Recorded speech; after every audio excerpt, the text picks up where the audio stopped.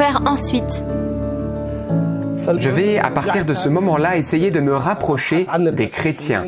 Alors, la plupart des chrétiens en Irak se trouvaient à Bagdad. Je leur expliquais que j'avais foi en Jésus et que je souhaitais communier au moins une fois dans ma vie.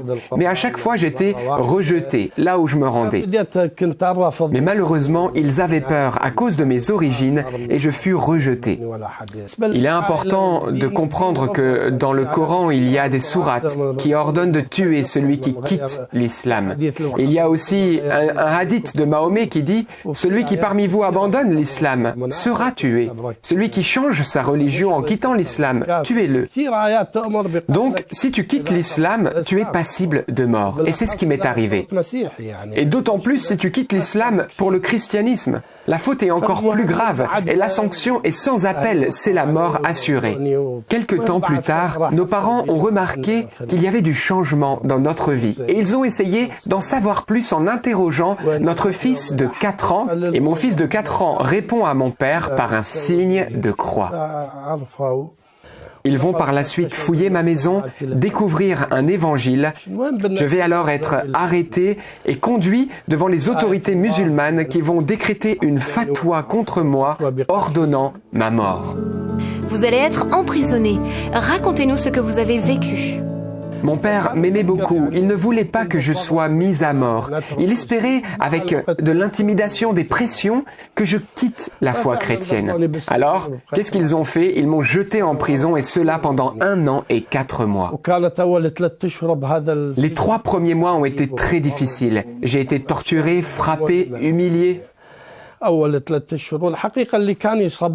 seule chose qui m'a permis de résister à ce moment-là, c'est le Christ. Oui, il avait dit dans l'Évangile qu'à cause de son nom, je serai torturé, que je serai persécuté et même rejeté par les miens à cause de ma foi en lui.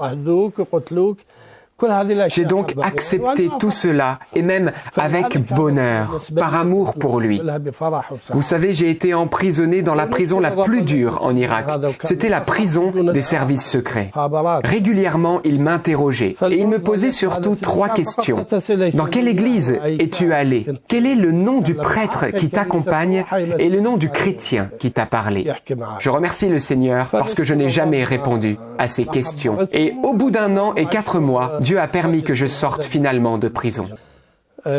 Clairement, après cette période de prison, c'était absolument impossible pour moi de recevoir le baptême en Irak. Et en plus, je savais que si je restais dans la foi chrétienne, ma famille allait me persécuter. Ils étaient même capables de nous faire tous périr dans un accident, un incendie. Je me retrouve donc totalement bloqué. Je n'ai plus de choix. Il me faut quitter l'Irak. Et le seul pays où il était possible de nous rendre, c'était la Jordanie. Nous quittons donc l'Irak pour la Jordanie et je rends grâce à Dieu parce que nous allons recevoir là-bas le baptême tous les 4. C'était un 22 juillet 2000. Je reçois le baptême après 13 ans d'attente.